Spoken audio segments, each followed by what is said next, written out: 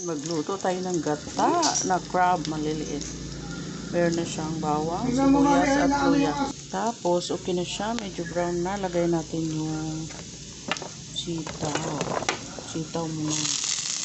Para mag-isa. Yan o, sitaw. Kalabasa. Saka maliliit na crab. Yan yung panghalo natin.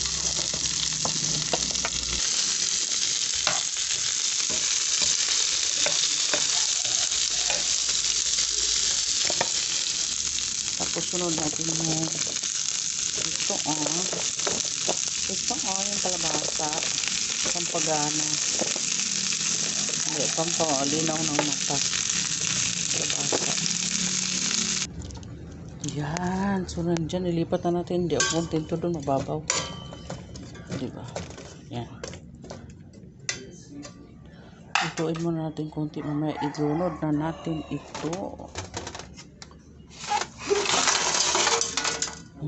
Diba?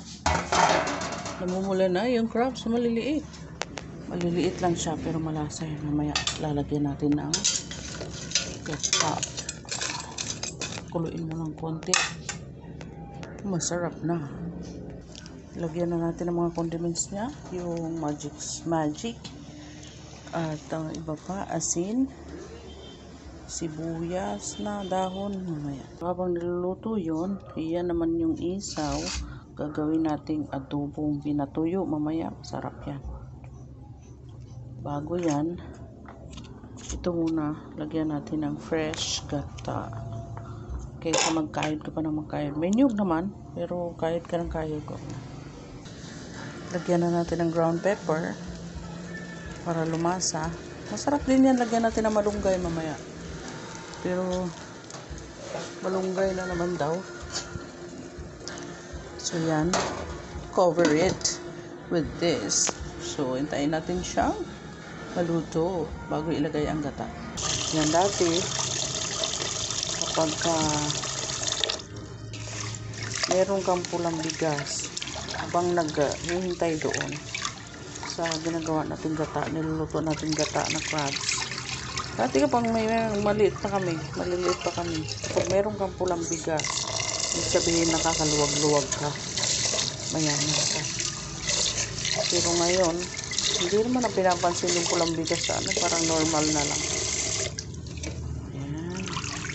Okay na tayo. So, isalang na natin ito. Ayan. Konting tubig lang kasi ayaw ko ng malambot na kanyen. Yan, that's it. Sabi nga, pagka magaling ka daw magluto, sukatin mo ng ganyan.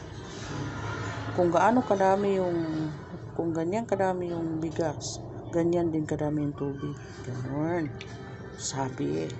So, ayan, so, kumulo na siya. That's the time ilagay natin yung gata. Para hindi magiging malata. Ayan. Ayan na, kumulo na siya. So, luto na. Lagay na natin yung spring onions.